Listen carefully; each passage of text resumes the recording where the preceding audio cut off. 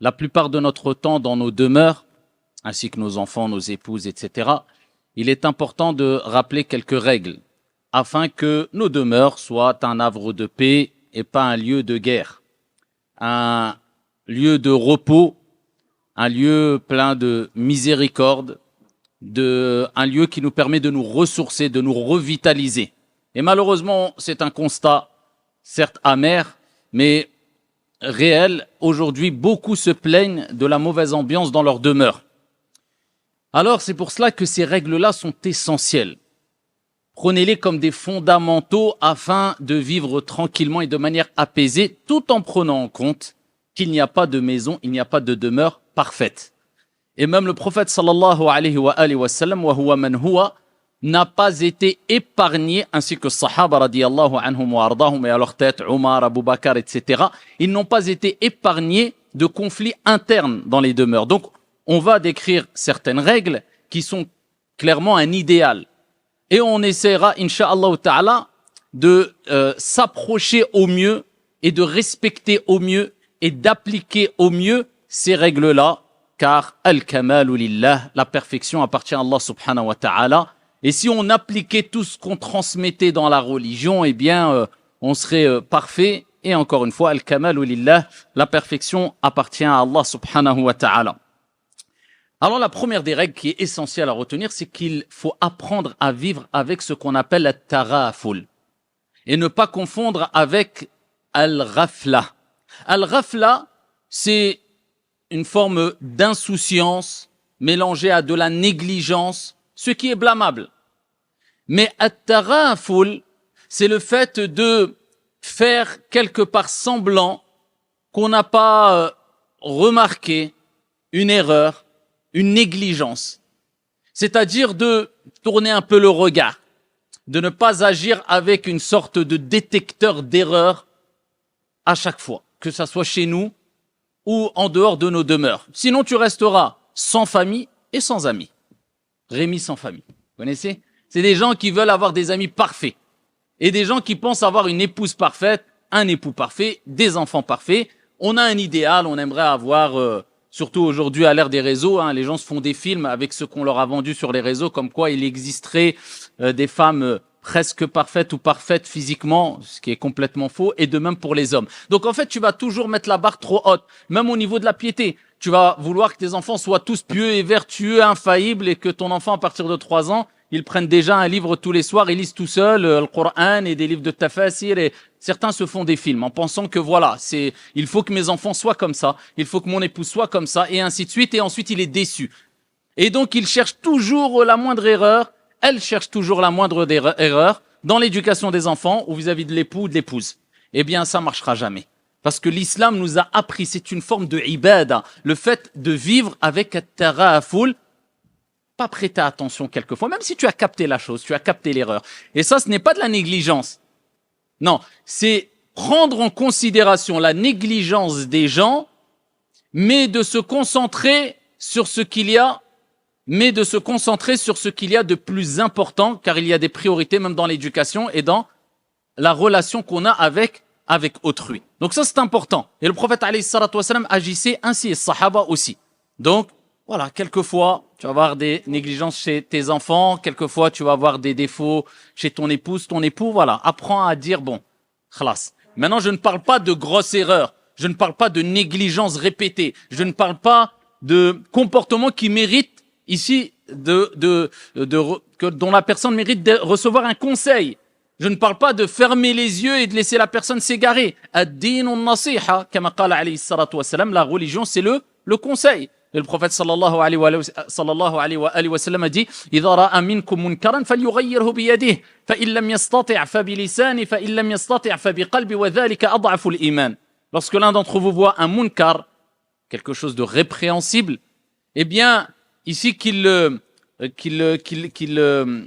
إِذَا رَأَى مِنْكُمْ مُنْكَرًا فَلْيُغَيِّرْهُ, qu'il le change, qu'il essaye de réformer la chose, qu'il conseille avec sa main. S'il ne peut pas, eh bien, avec sa langue. S'il ne peut pas, au moins avec son cœur. Ne pas aimer cette défaillance, cette négligence, ce péché-là. Et ça, c'est le degré le plus bas de la foi. Pourquoi le degré le plus bas de la foi? Car si tu vois quelque chose de répréhensible, et toi, ça ne te fait ni chaud ni froid vis-à-vis de tes proches, l'épouse envers l'époux, envers les amis, envers les frères, envers les... Eh bien, si toi, tu vois le munkar, ça te fait ni chaud ni froid, et tu cautionnes quelque part en participant de par ta présence avec ce munkar, eh bien, tu n'as même pas atteint le degré qui وَذَلِكَ أَضْعَفُ الْإِيمَانِ. C'est-à-dire que tu ne ressens aucun dégoût quelque part avec ton cœur. Tu ne repousses pas avec ton cœur. Eh bien, ce munkar-là, ça veut dire que tu n'as même pas atteint ce degré dont le prophète alayhi salatu wassalam a mentionné quand il dit ça, c'est le degré le plus bas de la foi. Et combien de gens on voit, eh bien, côtoyer, fréquenter des gens qui commettent le mal et disent moi, c'est pas moi, c'est mes amis. Ouais, mais c'est pas moi, c'est dans ma famille. Ouais, mais c'est pas moi. Oui, mais toi, tu es en présence d'eux. Non seulement tu ne les exhortes pas, non seulement, de par même des paroles très simples, avec un bon comportement, avec sagesse, non seulement tu ne le fais pas, mais en plus de cela, tu ne te détournes pas. Tu restes avec eux, donc tu cautionnes quelque part, et tu ne rentres même pas dans le hadith. وَذَلِكَ أَضْعَفُ الْإِيمَانِ. Donc bien sûr, voilà, comme on a dit précédemment, at-taraful. C'est extrêmement important. Donc mets de côté ton détecteur d'erreur. Ça marchera pas, ça collera pas, tu vas te faire mal à la tête pour rien. Et rappelle-toi que comme j'ai dit précédemment, même le prophète sallallahu alayhi wa sallam n'a pas été épargné wa huwa man huwa des conflits internes au sein de son foyer. Alors nous sommes qui? La maison, c'est un refuge. Et c'est pour ça que on le dira jamais assez, et on le sait par expérience, que le bienheureux est le plus heureux. Et tout le monde recherche le bonheur à travers la quête de l'argent, à travers la quête de la gloire. Le but, l'objectif, au final, c'est quoi? On recherche as-sa'ada, le bonheur. Mais le bonheur ne s'achète pas avec de l'argent, qu'on le veuille ou non. C'est pour ça que tu verras des gens qui vivent très modestement, mais par contre, c'est les plus heureux. Pourquoi? Parce qu'au sein de leur demeure, chez eux, ils sont heureux. Et le plus heureux est celui qui, quand il rentrera chez lui, eh bien, trouvera quelque part un havre de paix. Encore une fois, aucune demeure n'est parfaite, mais on se comprend. Il se sent bien, il a hâte de rentrer chez lui, il trouve le repos, la sécurité, la sérénité, l'entraide, la gentillesse, etc. C'est le plus heureux, même si en dehors de chez lui, l'ensemble des gens sont contre lui. Et le plus malheureux, Wallahi wa Rabbil Kaaba, c'est celui qui, même si l'ensemble des gens l'assistent et sont avec lui à l'extérieur de chez lui, mais lorsqu'il rentre chez lui, il sait qu'il ne veut même pas rentrer chez lui. Parce qu'il sait qu'il va trouver que des problèmes, de l'angoisse, du stress, il se sent mal, il a hâte de sortir de chez lui, il est malheureux, il y a toujours des conflits, vrai ou pas? Donc c'est pour cela qu'il est important de se concentrer sur comment trouver le bonheur au sein de son foyer. Et ça, c'est un sujet extrêmement important dont on ne peut pas ici s'y passer. On ne peut pas mettre de côté. Et ça concerne les jeunes mariés, les vieux mariés entre guillemets, et même ceux qui ne sont pas mariés. Parce que tout le monde vit quelque part. Que tu sois époux, épouse ou bien enfant, ou grands-parents, en tout cas, on vit tous dans des demeures. Et il y a des règles à respecter, parce que nous ne sommes pas des animaux sans règles. On a des règles. Et pour nous, parmi les règles les plus importantes et le cadre que nous avons, eh bien, c'est Al-Qur'an ou Sunna. C'est la religion, le Qur'an et la Sunna qui nous ont enseigné des règles élémentaires afin de vivre heureux. La maison, c'est un refuge. Et c'est pour cela que ce refuge doit être préservé. Et le prophète alayhi salatu wassalam l'a considéré comme un refuge dans plusieurs hadiths. Et parmi ces hadiths, le prophète alayhi salatu wassalam a dit béni soit celui qui contrôle sa langue et dont sa maison lui est suffisante comme lieu de refuge. Et celui qui pleure ses péchés. Le prophète alayhi salatu wassalam a dit béni soit-il. Celui qui se contente de sa maison comme refuge. Ça veut dire quoi? Eh bien, on a une explication un peu plus approfondie de ces termes-là dans un autre hadith.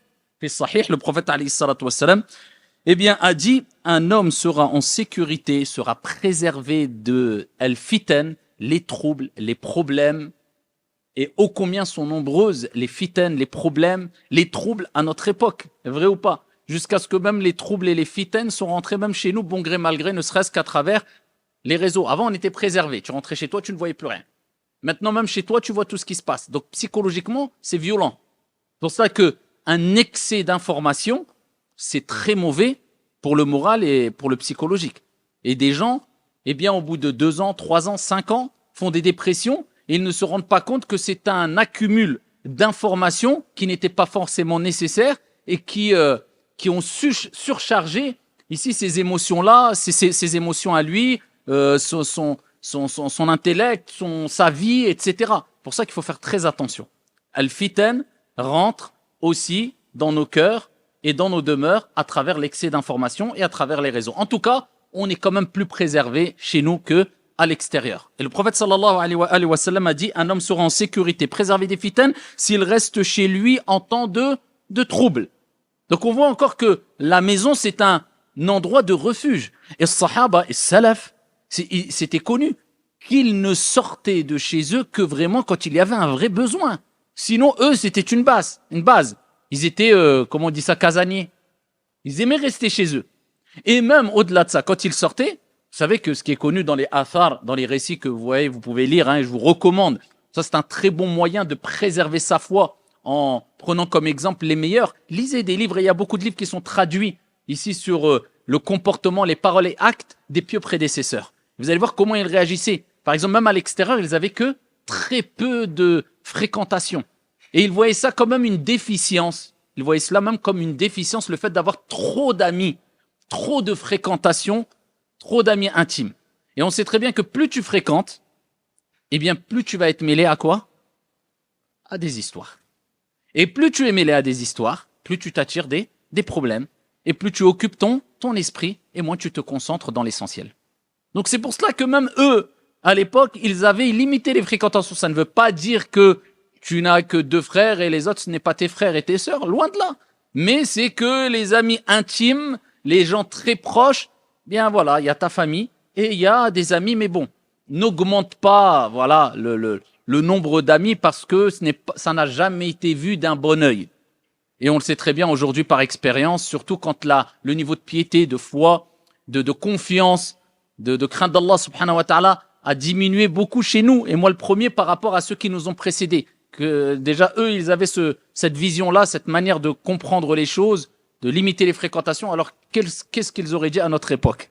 Donc ici, se préserver à l'extérieur et à l'intérieur, mais surtout à l'intérieur en période de trouble, c'est toujours bien de limiter les amis, mais aussi de passer le plus grand nombre de son temps à la maison. Bien sûr, quand il y a le travail, on sort. Bien sûr que même si tu travailles à la maison, il est important aussi de sortir, de prendre l'air, c'est sûr et certain qu'on ne demande pas de vivre 24 heures sur 24 à la maison, mais c'est toujours bien de se préserver. Et il y a des moments où il n'y a pas le choix. Même au contraire, c'est un bienfait, et ça nous rappelle que l'islam ne nous appelle pas à s'enfermer dans une demeure 24 sur 24 et se couper du monde, ne serait-ce qu'à travers les 5 prières.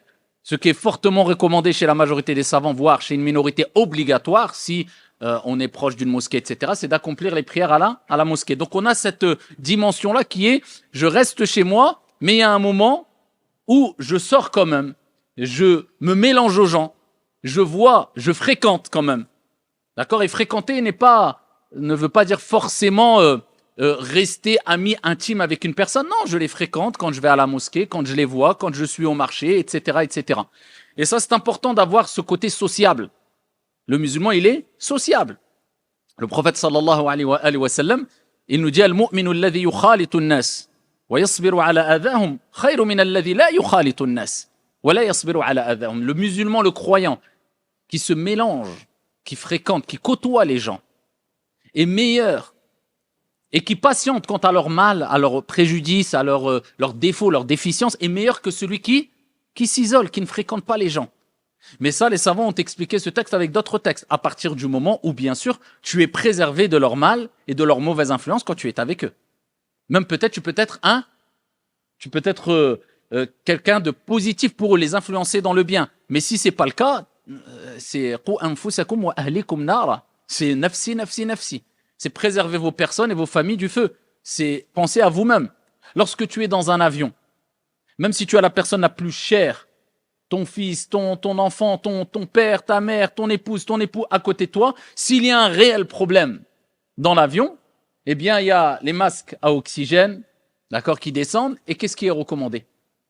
C'est d'abord de mettre le masque à oxygène à la personne à côté de toi? C'est d'abord à toi-même. Pourtant, voilà, à première vue, tu vas dire, mais comment ça? Non, non. D'abord la personne que j'aime, d'abord mon fils, d'abord mon... Non, tu ne pourras pas l'aider si tu ne t'es pas aidé toi avant. Tu dois d'abord t'occuper de toi pour pouvoir aider les autres. Eh bien, c'est la même chose. Ne cherche pas à sauver le monde quand toi, déjà, tu ne t'es même pas sauvé. Quand toi, tu n'as même pas les outils, tu n'as pas la foi, déjà, pour pouvoir être assez ferme et te préserver. Et toi, tu veux déjà préserver les gens. Comme des gens, ils fréquentent les gens et qui sont égarés, ils disent oui, mais je vais être bon pour lui ou pour eux. Mais toi, déjà, tu vois, tu as d'énormes déficiences. Et si tu es influencé vers le mal, bah, tu as tout perdu. Donc préserve-toi ici ainsi que tes proches du feu. Et on se préserve et on préserve nos familles bien dans l'endroit où on se réunit en famille. C'est encore une fois la demeure. Alors, parmi les choses aussi à retenir, et les points que j'ai notés pour vous, c'est qu'il est important de créer une atmosphère, une ambiance, parce qu'on sait très bien que tout dépend de où tu es. Quand tu te dis, oui, j'ai la foi, j'ai pas la foi, ma foi elle baisse, ma foi elle monte, je me sens mieux dans la religion ou pas, bah c'est dû à quoi? À l'environnement. Quand tu es ici, bien sûr que tu vas te sentir mieux. Pourquoi? Parce que c'est un refuge de foi. La foi se réfugie ici et à Médine, comme le prophète alayhi salatu wassalam l'a dit. Quand tu es à la Mecque, quand tu es à Médine, quand tu es à la mosquée, quand tu es dans des endroits où, voilà. Mais quand tu es dans un endroit où il y a que très peu de dhikr, que très peu de rappel d'Allah subhanahu wa ta'ala, on parle très peu de Dieu, d'Allah, du prophète sallallahu alayhi wa sallam, bien, il y a un manque de baraka, il y a un manque de miséricorde dans cet endroit-là. Il y a peut-être très peu, voire pas d'anges, al-malaïka. Donc comment veux-tu te sentir bien? Quand on se sent bien, c'est parce qu'il y a tout ça que tu ne perçois pas, c'est pas palpable physiquement. Les anges, le malaïka, c'est parce qu'il y a al-rahma, c'est la miséricorde d'Allah Azza wa Jal qui descend. C'est parce qu'il y a le baraka. C'est parce que il y a toutes ces choses-là qui font que ça crée une ambiance, une atmosphère très positive. Mais si tu ne l'as pas chez toi et tu l'as que à la mosquée ou tu l'as que, et quand tu rentres chez toi, on dirait une tombe, on dirait un cimetière, et tu sens du stress et de l'angoisse, eh bien, sache qu'il y a un vide spirituel chez toi. Que tu le veuilles ou non, on va le voir à travers certains textes. Le prophète sallallahu alayhi wa sallam, il nous dit, مثل البيت الذي يذكر الله فيه والبيت الذي لا يذكر الله فيه كمثل أو مثل الحي والميت. La maison, et regardez dans un autre hadith, il ne parle pas de la maison, il parle de l'homme. مثل الذي يذكر ربه والذي لا يذكر ربه. Ici on a le hadith où le prophète il nous dit alayhi salatu wassalam, l'exemple de la demeure où on évoque Allah, on parle d'Allah, la maison, où on parle d'Allah. Al-Qur'an, des rappels, les du'a, quand on rentre, quand on sort avant de manger, on parle de Dieu, on parle d'Allah, du prophète, le nom d'Allah, eh bien, est mentionné dans un endroit, qu'y a-t-il de plus beau pour éclairer et éloigner l'obscurité que quand tu mentionnes le nom d'Allah subhanahu wa ta'ala? Eh bien, l'exemple de la maison où on évoque Allah subhanahu wa ta'ala, eh bien, et l'exemple de la maison où on n'évoque pas Allah azza wa jal sont-elles l'exemple du vivant et du mort? Et dans un autre hadith, là, le prophète, il ne parle pas de la maison, mais il parle de la personne. L'exemple de la personne qui évoque Allah, il a l'habitude de faire du dhikr, invocation du soir et du matin, le tasbih, le tahmid, il parle souvent d'Allah, il lit le Coran, tout ça, c'est du dhikr parce que c'est du rappel. C'est de l'évocation. Eh bien, il dit l'exemple de celui qui évoque Allah et celui qui ne l'évoque pas, c'est comme l'exemple du vivant et du mort. Donc, on voit que si tu as une demeure, tu es dans une demeure où on n'évoque pas Allah Azza wa Jal, c'est considéré comme une maison morte, une maison en ruine, une maison vide. Comment veux-tu te sentir bien quand tu rentres dans une maison qui est inhabitée, qui est abandonnée? On a peur, on stresse, on angoisse. Pour rien au monde, tu y vivrais dedans, tu vivrais dedans. Tu veux partir tout de suite. Et quand tu rentres dans une belle maison qui sent bon, qui est bien meublée, qui est illuminée, tu te dis, oh, si seul, même si tu la visites quelques instants, tu dis, ah, cette maison, j'aimerais trop la voir, je me sens trop bien dedans. Eh bien, c'est ça. Si tu te sens mal chez toi, il y a un problème. Tu n'as pas illuminé ta maison par dhikrullah subhanahu wa ta'ala, comme le prophète alayhi salatu wa salam l'a dit.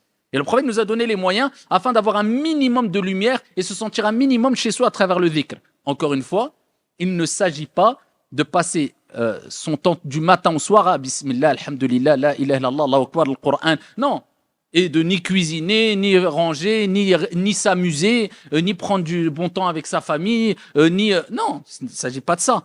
mais il faut que ça vive avec le dhikr. On voit que de temps en temps, on entend le Coran ici et là. De temps en temps, on entend un hadith, on entend un rappel. On entend quelqu'un qui nous rappelle à l'ordre. On entend des rappels. C'est pour cela même que je recommande moi particulièrement, ainsi que je reprends la parole de beaucoup de savants, qui disent que il est même bon de laisser le Coran tourner à la maison.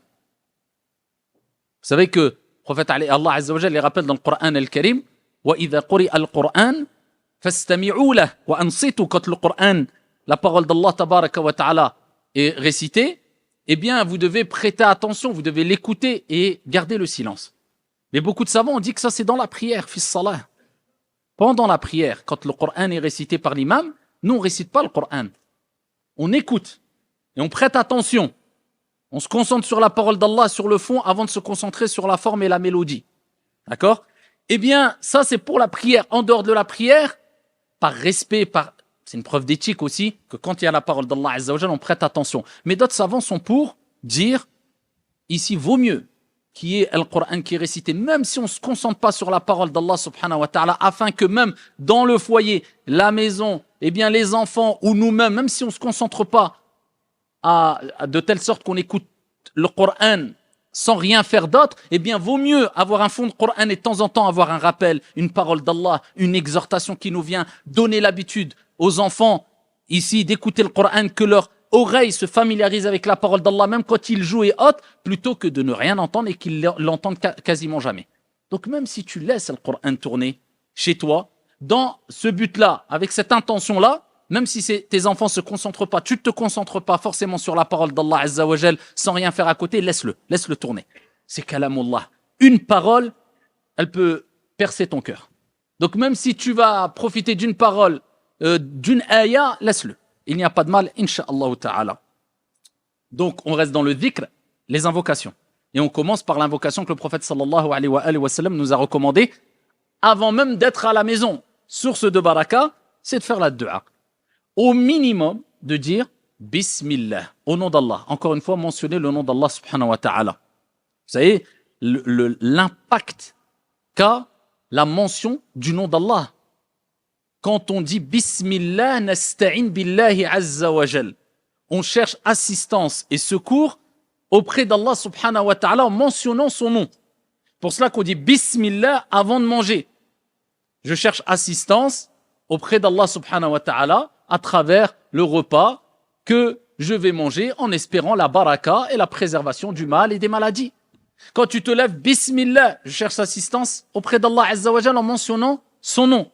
Quand tu t'apprêtes à faire quelque chose, un examen, Bismillah, le ba ici indique que tu cherches par le nom d'Allah azza wa jal, je cherche assistance auprès d'Allah subhanahu wa ta'ala afin qu'il m'aide et m'assiste dans ce que je vais entreprendre. Et aujourd'hui, le nom d'Allah, il est utilisé par qui? Par des gens qui insultent à coup de Wallah, Wallah, Wallah.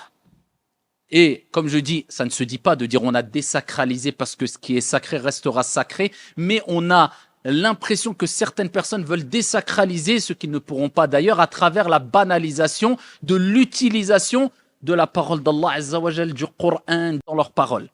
Et ils mélangent le vrai et le faux, le bon et le mal, et ça banalise le mal malheureusement. Donc on dit la dua Bismillah.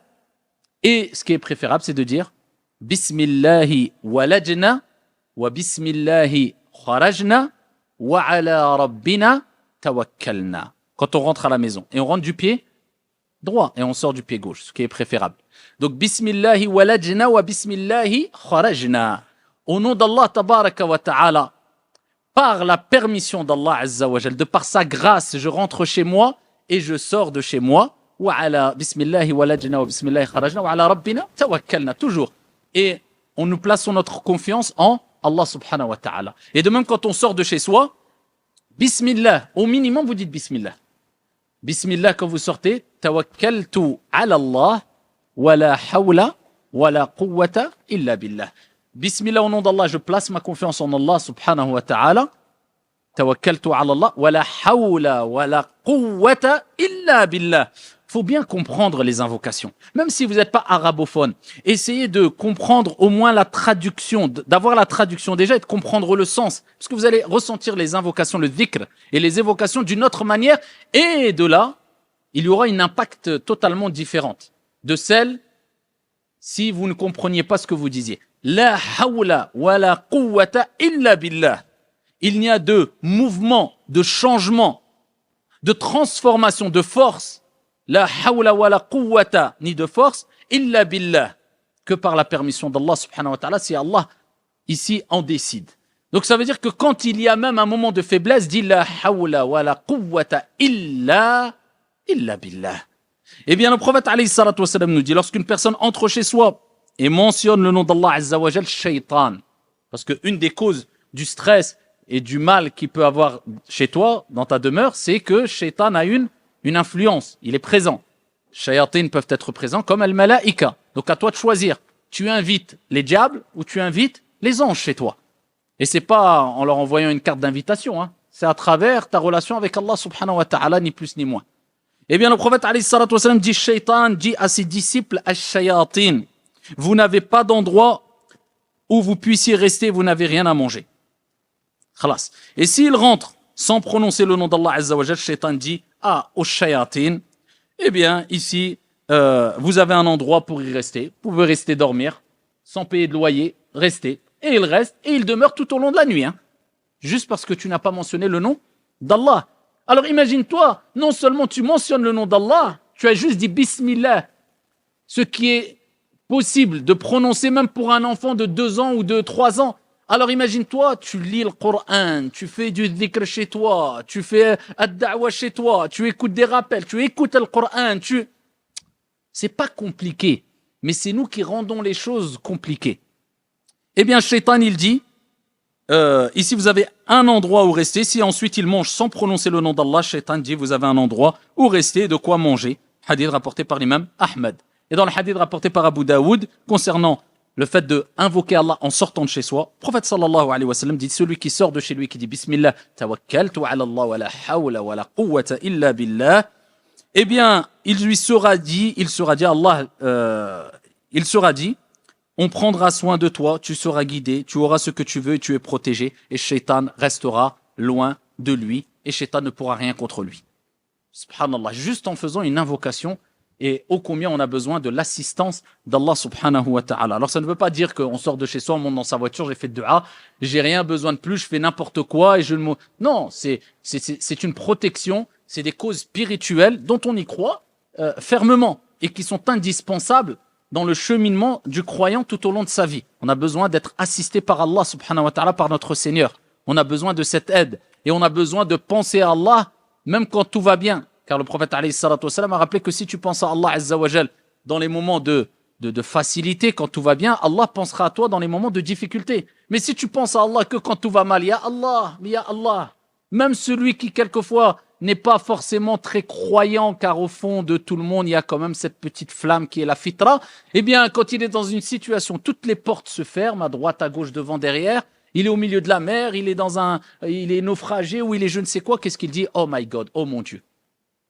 Donc on n'attend pas de toi que tu dises ya Allah, on n'attend pas de nous qu'on dise ya Allah que quand tout va mal. Vaut mieux le dire quand même. Mais c'est quand tout va bien et quand tout va mal, c'est la régularité. Et c'est là où est le test.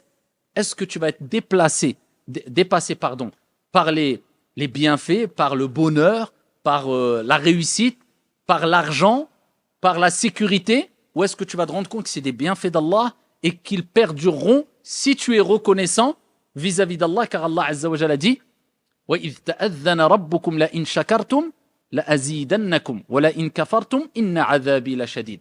Et lorsque ton Seigneur proclama, si vous êtes reconnaissant, j'accroîtrai mes bienfaits sur vous. Je multiplierai mes bienfaits sur vous. Et la reconnaissance, elle se fait à travers les bonnes actions. Allah azza wa jalla dit i'malu ala Daouda shukra. Oh, vous, famille de Daoud, alayhi salam, œuvrez.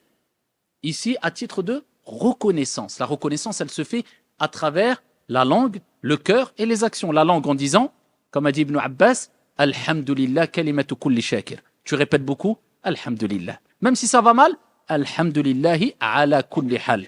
Dans toute situation. Par le cœur, tu es satisfait de ce qu'Allah a décrété pour toi.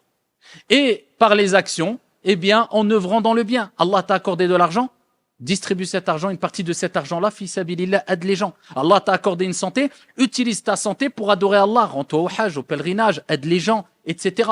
Allah tabaraka wa ta'ala t'a donné de la nourriture, une demeure, invite les gens qui sont dans le besoin. Allah tabaraka ila akhiri. C'est comme cela qu'on est reconnaissant à travers l'action.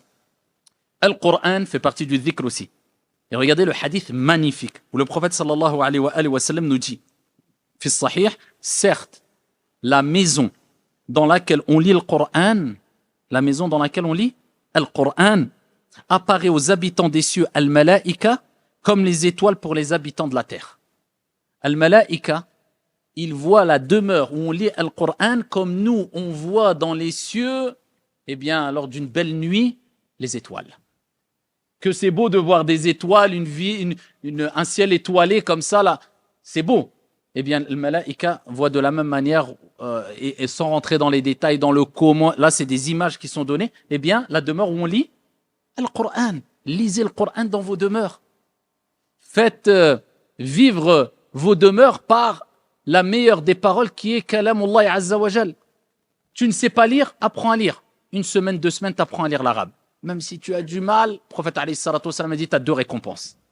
Le prophète, il te rappelle, Allah te motive. Tu as du mal, tu lis doucement le Coran en arabe, tu l'as lu quand même, tu as fait l'effort, tu arrives à déchiffrer, tu vas petit à petit doucement, eh bien, tu as 2 récompenses. Eh bien, si tu ne sais pas lire, apprends à lire. Si tu ne sais pas du tout à lire en arabe, et pour l'instant, lis-le au moins en français et écoute le Coran en langue arabe. Et ça apporte al-baraka et al-nour, la lumière dans la demeure.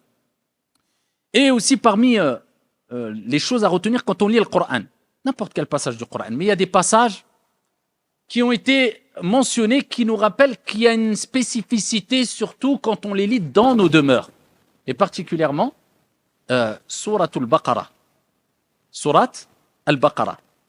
Et on sait que Surat al-Baqarah et Surat Ali Imran, ce sont 2 sourates qui vont venir intercéder en faveur de ceux qui les récitaient, qui les ont apprises aussi, bien sûr, a fortiori, comprises, eh bien, au jour de la résurrection, dans l'au-delà. C'est pour cela que c'est important de les lire souvent et même d'essayer de les apprendre par cœur. Ce n'est pas très compliqué de se faire ce programme-là, surtout si vous avez terminé Juz Amma, de se dire, bah tiens, je me fais ce programme-là, même si ça dure toute votre vie. Mais vous dites, bon, je me fais un programme d'essayer d'apprendre Surat al-Baqarah par cœur et Surat Ali Imran, par exemple. Sinon, vous les lisez. D'accord, vous les lisez. Le prophète sallallahu alayhi wa sallam nous dit, ne transformez pas vos maisons en cimetières. Vous vous souvenez? Tout à l'heure, ce qu'on a dit, il y a des maisons, c'est comme des cimetières. Les cimetières, t'as envie de dormir dans un cimetière? T'as envie de rester longtemps? C'est un rappel, c'est bon. Mais quand tu pars, voilà ce qui nous attend. C'est bon. Le prophète a dit, visitez les cimetières, car cela va vous faire rappeler l'au-delà. C'est bien. Et le meilleur des rappels, kafa bil mawti wa'idha. Akthiru min dhikri hadhi min ladhat al-maut. C'est le prophète alayhi salatu wasalam qui l'a dit. La mort suffit comme rappel. Augmentez le rappel de la mort. Le destructeur des plaisirs. Ça met tout le monde d'accord et ça nous renvoie à l'essentiel et tu te rappelles en fin de compte que tes problèmes, tu relativises, ne sont pas si grands que cela. Parce que le plus grand des problèmes, c'est le maut. Il n'y a pas plus grand problème que la mort. Donc, dans tous les cas, ce problème-là va s'interrompre un moment ou un autre. Mais la mort, c'est un gros problème. Pourquoi? Parce qu'on ne sait pas ce qu'il y aura et ce qui nous attend après la mort. Donc, il faut se préparer au mieux afin de réussir cet examen-là qui est la mort. Car juste le fait de mourir, que ton âme sorte de ton corps, c'est un examen en soi. Ou plutôt, c'est le résultat de l'examen qu'on a passé tout au long de notre vie. Donc, il faut s'y préparer. Le prophète alayhi salatu wasallam dit, ne transformez pas vos maisons en cimetière. Shaitan ne s'approche pas d'une maison dans laquelle on récite Suratul Baqarah. Suratul Baqarah, rapporté par Muslim. Et dans un autre hadith authentique, le prophète alayhi salatu wasallam, là, il nous parle. Regardez, l'islam, ça nous facilite toujours. Subhanallah. Quelqu'un va dire, oui, Surat al-Baqarah, moi j'ai du mal à lire, il me faut des heures parce que je viens de commencer à apprendre à lire, etc. Khalas, 2 versets de Surat al-Baqarah. Dans un autre hadith, j'abrège, je prends la fin du hadith, le prophète alayhi salatu wasallam, il dit, il y a 2 ayats, juste 2 versets. 2 ayats avec lesquels Allah a conclu Surat al-Baqarah. Si ces 2 ayats sont récités dans une maison pendant 3 nuits consécutives, alors Shaitan ne s'en approchera pas, rapporté par Ahmed. Et les 2 ayats, les 2 dernières ayats de Surat al-Baqarah, je pense que la plupart les connaissent, ça commence par Amana ar-Rasoul bima unzila ilayhi min rabbih wal mu'minun. D'accord? Donc, les 2 derniers versets de Surat al-Baqarah. Essayez au moins de les lire tous les jours chez vous. Ou dans vos prières. Au moins chaque prière, ou du moins une prière dans la journée, au moins tous les jours, quand tu es chez toi. Je parle d'une prière surérogatoire, si tu as prié toutes tes prières à la mosquée, ou sinon, si tu n'as pas prié une prière à la mosquée, non, ta prière obligatoire, ou surérogatoire, ou les femmes, peu importe. Récite au moins une fois, ici, les 2 derniers versets de Suratul Baqarah. C'est une cause qui provoque la fuite de shaitan en dehors de chez toi. Parmi les conseils, fais attention à qui rentre chez toi. Bien sûr, les personnes, les êtres humains, parce que quand on fait rentrer quelqu'un chez nous, voilà, il a accès à une certaine intimité, il a accès à une certaine proximité. Donc, c'est sûr et certain qu'on ne fait pas rentrer n'importe qui chez nous. C'est des personnes en qui on a confiance, des personnes qu'on connaît, ou de par notre bon comportement, même si on ne connaît pas forcément, mais c'est des personnes qui sont dans le besoin, ou une personne pauvre, ou un voisin, etc. Mais on doit quand même faire attention à qui rentre chez nous, comme on doit faire attention à qui on fréquente, mais aussi à qu'est-ce qui rentre chez nous, parce que cela va avoir un impact positif ou négatif. Et aujourd'hui, à l'ère des réseaux, eh bien, comme on disait précédemment en guise d'introduction, il faut faire attention parce que c'est une fitna. Et si on sait préserver de la fitna à l'extérieur, eh bien, c'est pas pour laisser la fitna rentrer à l'intérieur. Et le prophète, alayhi salatu wassalam, il nous dit dans un hadith rapporté par Al-Bukhari, et il parle des signes de la fin des temps, puis il y aura une fitna qui ne laissera pas une seule maison des Arabes sans y rentrer. Il s'adressait aux Arabes, donc c'est pour cela qu'il dit une maison des Arabes, mais on peut dire de manière générale, aucune maison sans y rentrer. Beaucoup de savants disent c'est les réseaux, puisqu'il y a du bien et du mal, mais on sait que souvent il y a beaucoup plus de mal, et le mal qui s'y trouve est catastrophique et destructeur, on le sait. Une époque, comme on ne cessera de le répéter, nous on rêvait de rester dehors pour jouer au foot, on voulait pas rester à la maison. Aujourd'hui, il y a des parents qui n'en peuvent plus, leurs enfants ne veulent plus sortir de la maison, c'est pas de la maison, c'est de leur chambre. Pourquoi? Parce qu'ils sont connectés avec les réseaux. Et ça rend fou. Et psychologiquement, l'impact est destructeur. C'est très, très destructeur, les réseaux sociaux. Non seulement ça tue la concentration, puisque tu n'arrives plus à canaliser tes émotions, ta concentration, à lire un livre, une page, à écouter une conférence d'1 heure, Non, pourquoi? Parce que tu vois 50 informations à la minute. Donc ton cerveau, tu l'as éduqué comme ça.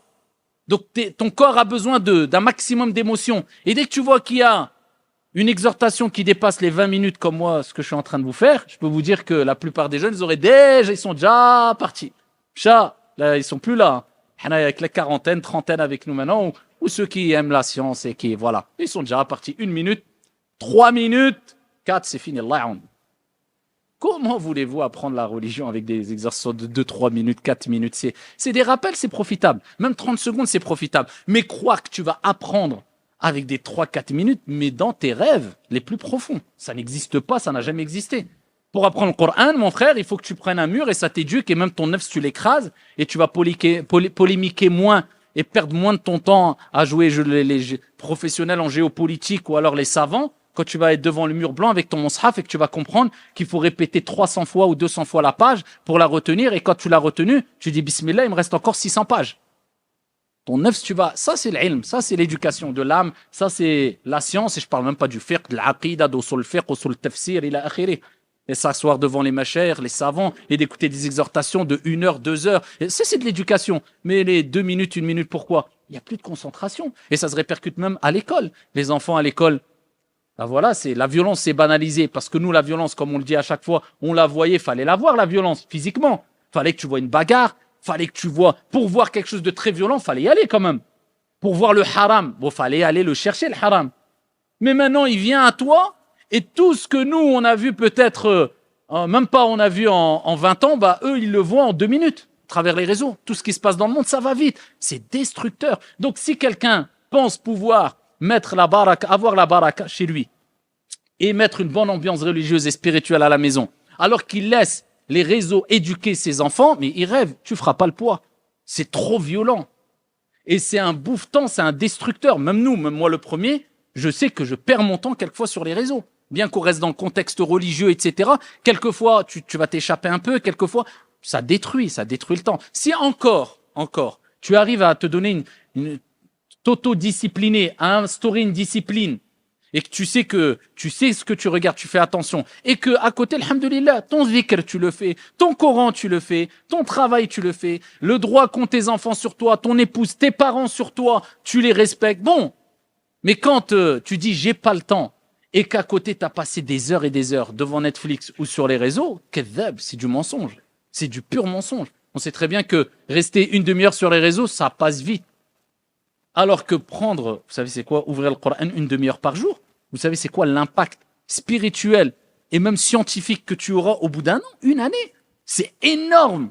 Si tu écoutes un dars de fiqh tous les jours d'une demi-heure, mais dans 3 mois, tu as fini Ibn Ashir, tu as fini l'Akhdari, tu as fini... vous savez, tout ce qui nous échappe, et on dit j'ai pas le temps.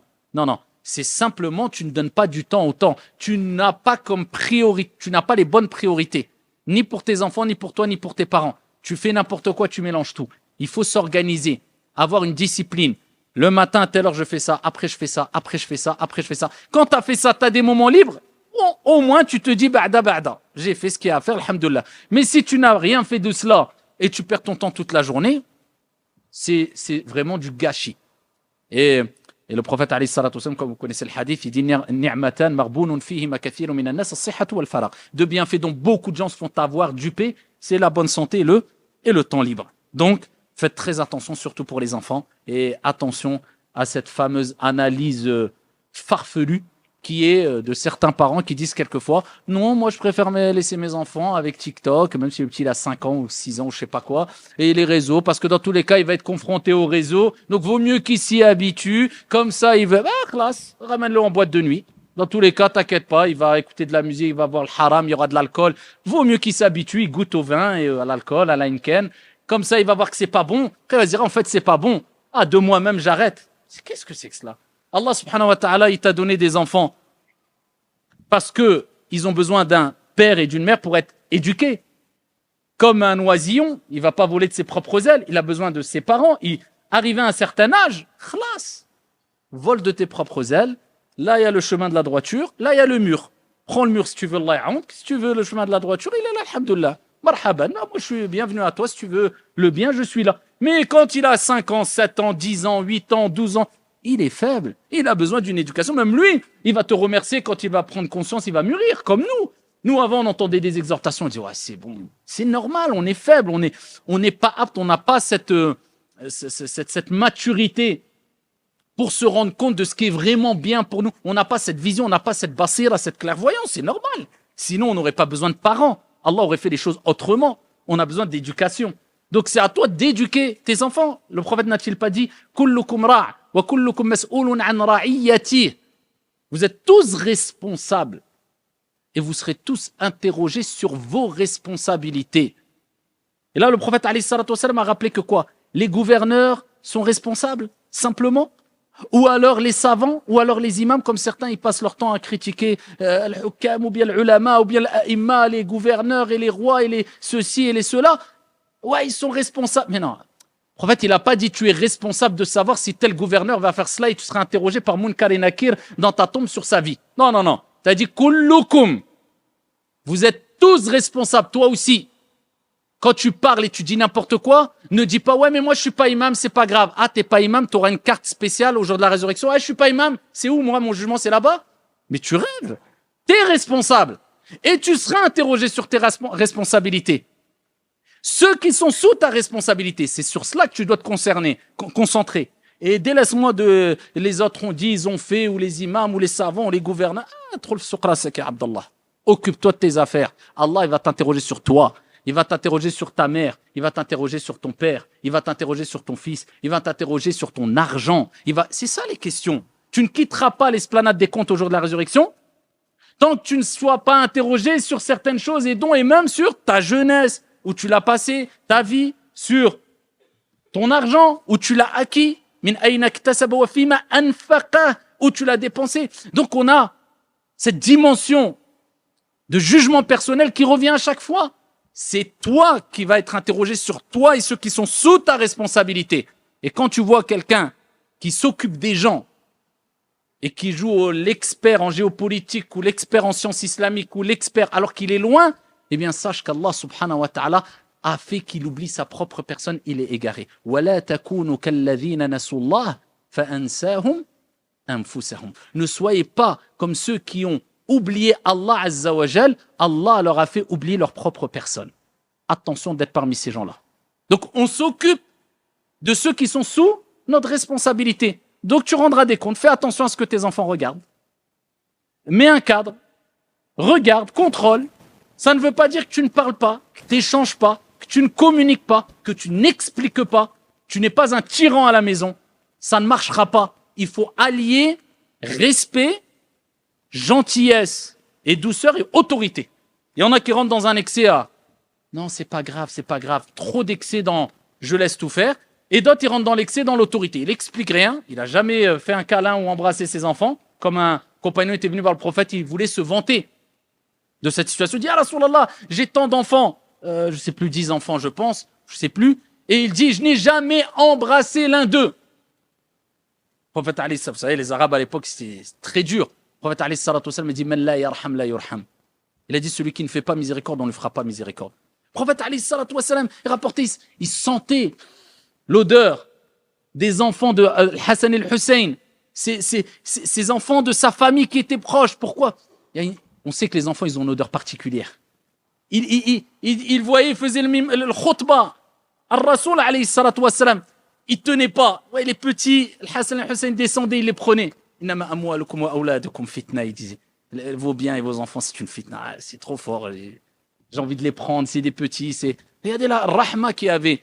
Il y a des parents, ils pensent que c'est une éducation qu'ils donnent quand ils ne parlent qu'avec autorité, en interdisant ou en ordonnant. Ça ne se passe pas comme ça. Bien sûr, il y a des interdits et des ordres. Il ne faut pas aussi rentrer dans un autre excès. Mais on explique, on fait comprendre. Et quelquefois, on a besoin d'imposer un certain cadre. Mais il ne faut pas que on fasse des enfants une cocotte minute on leur explique rien, on leur interdit tout. Il n'y a pas de moment de rire, il n'y a pas de moment où on décompresse, où on sort, où on s'amuse, où on les laisse s'amuser aussi, où on les laisse... Non, mais tout cela se fait dans un cadre sain. Ni plus ni moins, c'est aussi simple que ça. Avoir un juste équilibre dans l'éducation. Parmi les choses aussi qu'il ne faut pas faire, c'est bien sûr, comme on a dit précédemment, aucune demeure n'est exempte de conflits. Mais il faut toujours éviter les conflits devant les membres de la famille, puisque cela, ça rajoute ici du stress, la mauvaise ambiance, la mauvaise humeur, la mauvaise... Il ne faut pas régler ces conflits, ces désaccords devant les enfants, etc. Il faut toujours ici avoir une certaine retenue. Et je dis cela, pourquoi? Parce qu'aujourd'hui, on est dans une époque où on a banalisé encore une fois, de plus, et je vais encore parler ici des réseaux, eh bien nos conflits personnels, non seulement devant les enfants, non seulement devant les membres de la famille, ce qui est déjà très négatif, et ça a un impact très négatif pour l'éducation des enfants et pour la bonne harmonie dans la famille et la bonne ambiance, mais sur les réseaux. Parce qu'on est dans une époque de chauffonie. Regardez-moi. Voilà, celui qui va montrer le plus sa vie privée, c'est celui qui marchera le plus. Et la faute n'est pas à ceux qui dévoilent leur vie privée, leur guéguerre personnelle, leurs problèmes, leurs divorces. Encore, tu dis, bon, voilà, il y a 1, 2, 3 personnes. Voilà, faut de tout pour faire un monde. Des gens comme ça, égarés, un peu bébêtes, un peu, etc. Il y en aura toujours et qu'Allah les guide et nous guide. Mais c'est quand tu vois que cette personne-là, qui, même dans son contenu, c'est vide, il y a le vent, c'est catastrophique, ça fait pitié. Tu essaies de chercher le pourquoi du comment, pourquoi la personne est suivie, il n'y a rien. Tu dis, soit c'est les millions de personnes qui la suivent ou qui le suivent, soit c'est moi qui est fou. À la fin, tu sais même plus c'est quoi la réponse. Parce qu'ils sont suivis par des milliers, des millions de personnes. Et on ne va pas citer de nom. Mais quand tu vois cela, tu te dis un gros problème. Et c'est pour cela qu'il faut... Donc quand les enfants vont voir que tout le monde extériorise, banalise le fait de montrer ce qui se passe comme problème à la maison, ne vous étonnez pas qu'après, quand les enfants grandissent, eh bien, c'est la guerre à la maison ou devant tout le monde, où ils répètent aux gens, aux amis, aux frères, aux sœurs, voilà, moi j'ai ce problème avec ma femme, moi j'ai ce problème avec mon mari, etc. Il n'y a plus d'intimité, il n'y a plus de respect, il n'y a plus de moro'a, il n'y a plus de virilité, il n'y a plus de respect d'autrui, il n'y a plus de... Et ça, c'est catastrophique. Aujourd'hui, vous voyez très bien sur les réseaux, c'est que les gens sont tellement curieux, vicieux, qu'ils aiment regarder la vie des gens, et encore plus quand tout va mal. Quand tout va bien, bon ça va, mais quand tout va mal, ah là c'est le buzz. Quoi, ils ont divorcé? Parce que c'est l'époque où tu te maries sur Insta et tu divorces sur TikTok. C'est ça aujourd'hui. Et rien à faire. Il y a plus de, on s'est rencontrés au nom d'Allah et du prophète alayhi salatu wassalam. On était, masha'Allah, on a fait la fatha, on a fait le halal, il y a plus rien. C'est la guerre mondiale. Les enfants, ils en prennent pour leur grade. Les dossiers comme ça, soi-disant, ma femme c'est une je ne sais quoi, mon mari c'est une je ne sais quoi, pour pas citer de choses. Au tribunal, c'est la guerre, les plus grands ennemis. Même s'il y a des enfants, tu dis au moins un peu de rahma par rapport aux enfants, stabilité. On s'est rencontrés dans le bien, on se sépare dans le bien. Ça arrive à tout le monde. Il y a des compagnons, ils ont divorcé. Non, la guerre mondiale. Et que le meilleur gagne. Et tu vois des comportements incroyables, sans aucune clémence et compassion pour les enfants au moins. Sans aucune... N'oubliez pas le bienfait qu'il y a entre vous, bien qu'il y a plusieurs explications sur ce verset coranique. Rappelle-toi du bien que la femme a eu envers toi et que le mari a eu envers toi. Rappelle-toi un peu. Non, rien à faire. On explose tout et on expose tout. Donc ça, c'est encore parmi les dégâts ici des réseaux sociaux. Et de toute façon, c'est révélateur. Le prophète sallallahu alayhi wa sallam, quand il parle des critères de l'hypocrite, il dit « Wa idha khasama fajar ». Quand il y a un conflit, il s'énerve, il s'emporte, il perd toute moralité, il n'y a plus de religion. C'est là où tu vois les personnes qui sont sincères ou pas. Parmi les choses, bien, comme on avait dit tout à l'heure, c'est les enfants, l'éducation et surtout, attention. Souvent, on invoque à la maison parce qu'il y a des situations qui font que, voilà, quelquefois on s'emporte, quelquefois ceci, quelquefois cela, et des gens n'ont pas compris l'importance et la gravité d'invoquer pas pour, mais contre ses enfants. Et t'entends Allah ya'tik, Allah est... Même si tu t'énerves, prends l'habitude de dire Allah yahdik. Voilà, c'est tout, que Dieu te guide. Parce que les du'a des parents envers les enfants sont plus propices à être acceptés. Et surtout, il y a des moments dans la journée où le du'a est accepté. Donc faire très attention. Et le prophète sallallahu alayhi wa sallam, rapporté par Muslim, il nous dit « La tad'u ala anfusikum wa la tad'u ala awladikum wa la tad'u ala amwalikum » Il dit « N'invoquez pas contre vous-même. N'invoquez pas contre vos enfants. N'invoquez pas contre vos biens. » Subhanallah. Pourquoi? Car le prophète alayhi salatu wa sallam, il dit « Vos invocations pourraient coïncider avec un moment où Allah exauce l'invocation. » Quelquefois, des gens invoquent même contre eux-mêmes ou contre leur bien, leur voiture. Qu'Allah a détruit cette voiture, il est énervé. Eh bien après, quand tu manges un mur où ta voiture elle crame, pleure pas. Dua, peut-être que l'invocation a coïncidé avec un moment où dua est accepté. Ouais. Pour ça, le prophète il nous détaille. La tad'u ala awladikum, wala ala anfusikum, wala ala amwalikum. Voilà, dua que de khayr. Qu'Allah te guide, qu'Allah te préserve. Si toute ta vie tu fais des invocations, même quand tu t'énerves pour tes enfants, ben à un moment ou à un autre, sûrement l'invocation, elle va tomber dans le moment où dua est accepté. En plus, tu es son père ou sa mère, donc voilà. Et ça, c'est quelque chose d'important. Et parmi les invocations à faire particulièrement, alors il y en a plein des invocations pour vous faciliter à avoir des enfants, voilà, droits, vertueux. Eh bien, il y a plein d'invocations qui sont relevées dans le Coran et que les prophètes faisaient. Parmi les plus simples et que je vous donne maintenant, l'invocation d'Ibrahim, wa huwa man huwa alayhi salam, quand il a dit Rabbi habli minas salihin. Invocation très simple, ce qui va vous aider, vous assister à travers cette invocation qui sera une cause, incha'Allah tabaraka wa ta'ala, eh bien Allah vous octroiera un jour ou un autre, bi'idnillahi tabaraka wa ta'ala, vous donnera un enfant ou des enfants vertueux. Si tu l'as dit sincèrement et tu la répètes avec le bon soupçon envers Allah subhanahu wa ta'ala, et en parallèle, bien sûr, si tu fais les causes pour apporter une bonne éducation à tes enfants. Rabbi habli minas salihin. Oh Allah, accorde-moi une descendance des enfants vertueux. Rabbi habli minas salihin. Donc un enfant bienfaisant. Habli minas salihin. Donc il a demandé un enfant bienfaisant, comme vous pouvez le demander, Inch'Allah. Et Allah lui a accordé Ismaïl alayhi salam. Ici, la discipline, on en a parlé, donc instaurer une discipline pour vous, mais pour vos enfants aussi, avec des heures, des moments, un moment où tu lis le Coran, mon fils, un moment où tu révises, un moment où tu t'amuses, un moment où tu vas au sport, un moment où, voilà, il faut vraiment habituer l'enfant à avoir un programme. Parce que de toute manière, il ne faut pas rêver. Si vous n'avez pas mis de programme en place, même vous n'arriverez pas à avancer. Les mois vont passer, les années vont passer, vous allez voir, vous allez faire que très peu. Mais si tu te mets un programme, je fais juste 10 minutes de lecture, un livre de chevet avant de dormir, voilà. Au lieu de faire 1 heure de TikTok ou je ne sais quoi, allez, fais 50 minutes. Vous imaginez à quel stade on arrive? 10 minutes, vous allez voir l'impact que ça va avoir. Tu prends un livre, tu vas finir combien de livres chaque mois? Même des petits livres. Ou alors tu télécharges un livre sur sur ton application ici, bibliothèque, livre, sur ton internet. Mais c'est toujours mieux de toucher le papier. Même ça a été, de toucher le papier, et même ça a été prouvé récemment, subhanallah, je voyais des médecins qui parlaient, qui disaient que ça a été prouvé que si tu lisais une page à travers un écran, tu la retiendras beaucoup moins que si tu la lisais à travers un papier. Subhanallah. Donc voilà, instaurer ici un programme. La gentillesse et la douceur. Comme on a dit, ça arrive à tout le monde de s'emporter. Vous connaissez le hadith où un homme a voulu se plaindre de la mauvaise entente qu'il y avait chez lui, au sein de sa famille, avec son épouse, etc. Ah, Omar ibn al-Khattab, radiyallahu anhu warda. Omar, radiyallahu anhu warda, quand il croisait Shaitan dans un trottoir, Shaitan, il changeait de trottoir. Il approche de la maison de Omar, il entend que les problèmes chez lui aussi. Il dit, attends, si Omar, radiyallahu anhu, il se prend la tête à la maison, c'est pas moi qui vais me plaindre, il fait demi-tour, il part. Omar, il ouvre la porte, il le voit, il dit, ah, Foulan, quoi? Qu'est-ce que tu t'étais venu? Il a dit, ah, Omar, ya Amir al-Mu'minin, je t'ai venu pour te rapporter, voilà, les conflits, le problème que j'avais chez moi. Mais j'ai entendu que toi, c'était peut-être pas mieux.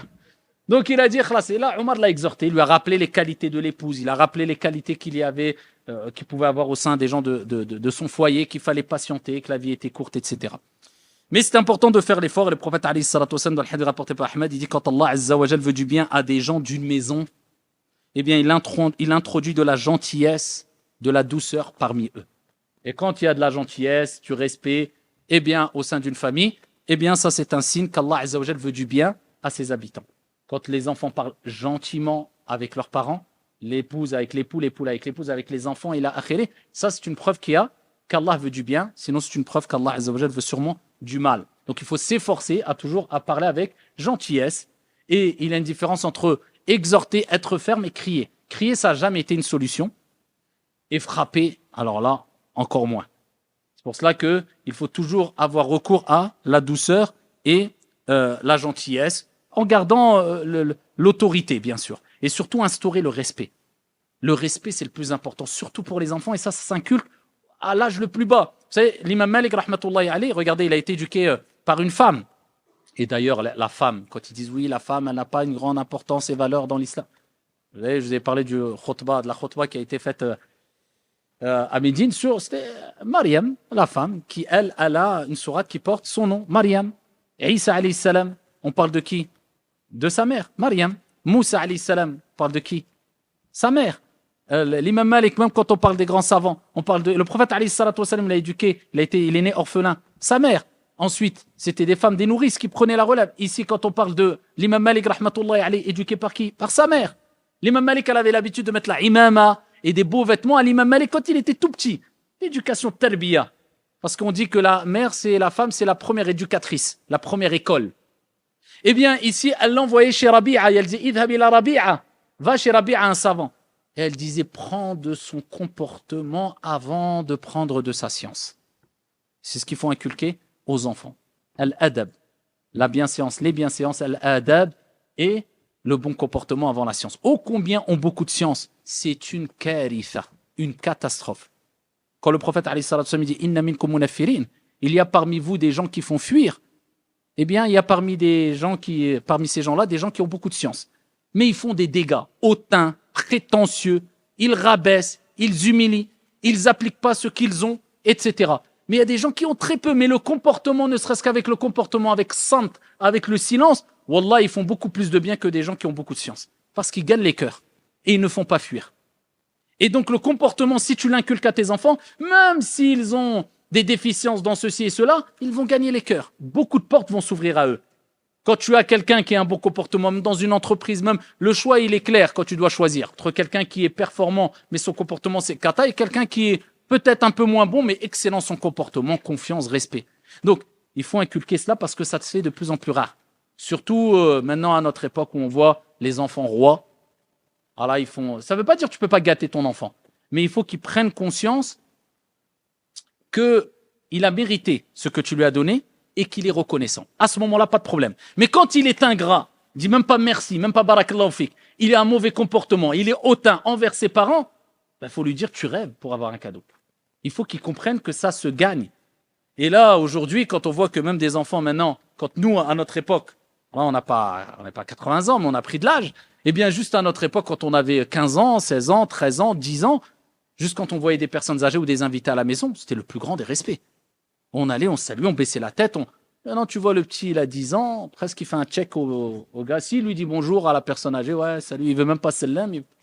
Donc, voilà, ça c'est une éducation qu'il faut inculquer à nos enfants, le respect, et ça s'inculque à la maison. D'accord? Et bien sûr, comme on a dit, autorité, respect, amour, douceur, ça ne sert à rien. Et ô combien sont les gens qui ont raté leur éducation, même si c'est pas des, c'est juste ils secouent leurs enfants, ou dès que tu as mis la main sur ton enfant, sache que ça y est, t'as déjà raté l'éducation. C'est pas comme ça qu'on éduque, même en criant, même autorité, il y a des gens, juste un regard, comme nos parents. Ils avaient des regards, un regard, c'était des missiles. On avait tout compris. Tu n'avais même pas besoin de faire d'exhortation de 20 minutes, une minute. Tu as tout compris. Voilà, tu baisses ta tête, tu reprends le droit chemin. Il y a des gens, ils n'ont plus d'impact. Tellement qu'ils ont crié, tellement qu'ils ont été violents, même quand maintenant ils exhortent leurs enfants, c'est trop banalisé. Ça, c'est banalisé, donc ils n'ont plus d'impact ici positif envers leurs enfants. D'accord? Et donc, j'arrive vers la fin ici pour pas vous encombrer trop. Couvrir les récipients aussi, c'est important. C'est une petite règle aussi à retenir. Le prophète, alayhi salatu wassalam, il nous dit, couvrez les récipients et fermez les gourdes, car il y a certes durant l'année une nuit durant laquelle descend une maladie qui ne passe pas par un récipient qui n'est pas couvert, ni une gourde qui n'est pas fermée sans qu'elle ne rentre dedans. Rapporté par Muslim. Ça, c'est des règles aussi qui préservent la famille, les gens du foyer. Toujours prendre l'habitude de couvrir les récipients, parce qu'il y a une nuit dans l'année où il y a les maladies qui tombent. Et pareil, à l'époque, bon, c'était les outres, etc., par crainte qu'il y avait des nuisibles, insectes et autres serpents à l'époque, quand ils vivaient dans des situations beaucoup plus compliquées que nous, qui rentrent dedans. Donc ça, c'est important. Et dans un autre hadith, le prophète alayhi salatu wassalam aussi, il nous dit, ne laissez jamais du feu ou quelque chose d'inflammable allumé, et aussi de mentionner le nom d'Allah quand vous fermez les portes de la maison ou les fenêtres. Ça, c'est quelque chose aussi d'important à faire. Et bien sûr aussi, la maison, c'est un endroit où on doit se sentir bien. Aucun problème. Et même, c'est recommandé que la maison sente bon, que la maison soit propre, que la maison soit bien rangée, que la maison soit belle sans excès, que la maison soit grande. Le prophète alayhi salatu wassalam a dit, parmi les choses qui contribuent au bonheur, c'est la femme vertueuse, c'est aussi, l'homme vertueux aussi, a fortiori, c'est la bonne monture, et il dit, c'est la maison vaste. C'est des choses qui contribuent au bonheur. Aussi, on parle du bon voisin. Donc tout cela, il n'y a pas de problème, mais sans exagération et toujours en étant reconnaissant vis-à-vis d'Allah Azza wa Jalla et en ayant acquis ses bienfaits de manière halal, licite et saine. Wallahu a'lam, walhamdulillahi rabbil alamin.